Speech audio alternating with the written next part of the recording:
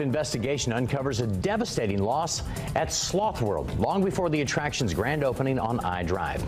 We have learned the initial shipment of sloths died in a warehouse in Orlando. Thanks for joining us here on the News Edge at 6. I'm John Brown. And I'm Marlisa Goldsmith. Sloth World is a rainforest-inspired indoor habitat slated to open on iDrive later this spring.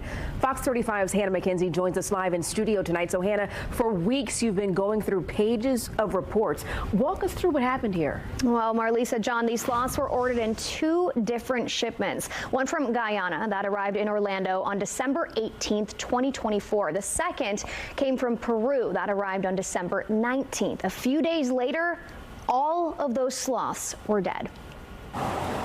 31 sloths dead before the business even opens. A report from the Florida Fish and Wildlife Conservation Commission revealing an investigation into the deaths of more than 24 sloths tied to Sloth World, a first of its kind hands-off attraction in Orlando. According to this FWC report, 21 sloths died due to a cold stun in December 2024. The other 10 died from poor health issues. Under Florida statute, Sloth World had no obligation to report the deaths, but FWC inquired about the deaths in August 2025 during an unannounced routine inspection. The animals died here at this warehouse off iDrive, just 2 minutes from Sloth World. One of the business's co-owners told FWC investigators the building was not ready for the incoming sloths, but it was too late to cancel the shipment. He said they didn't have running water or electricity.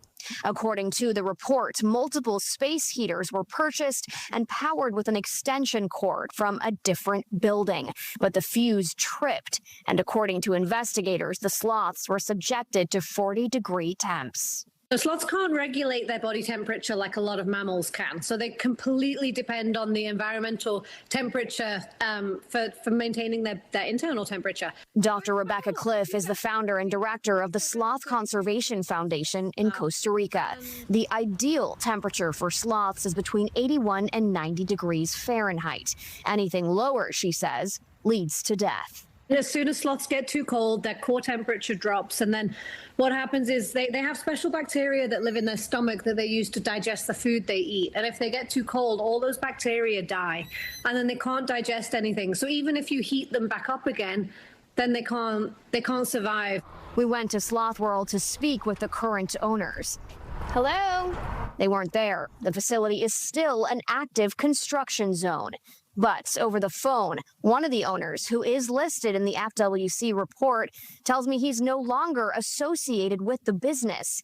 The other owner didn't want to speak on camera, but contradicts the FWC report, blaming the deaths on a virus, telling me in a statement, "Recently, our facility has been managing a difficult situation involving a foreign virus. We have worked tirelessly alongside our veterinarian, the Florida Department of Agriculture, and other outside experts to successfully identify the virus and address it.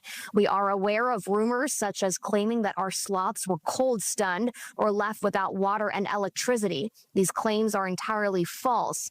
The Florida Fish and Wildlife Conservation Commission, FWC, conducted a thorough inspection of our facility just last week, found absolutely no wrongdoings, and fully renewed our license. We have always prioritized the health and well-being of our animals, investing millions into their care and habitats. We remain deeply committed to the continued care, safety, and health of our sloth population.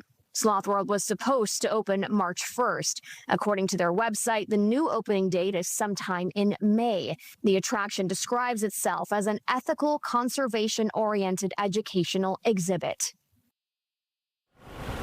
FWC tells me no one in this case was cited or issued any violations, and they closed their investigation. When I asked why 31 dead animals in a warehouse doesn't constitute any kind of action, FWC told me because there was, quote, no intentional malconduct or demonstration of inability or unwillingness to comply with captive wildlife rules.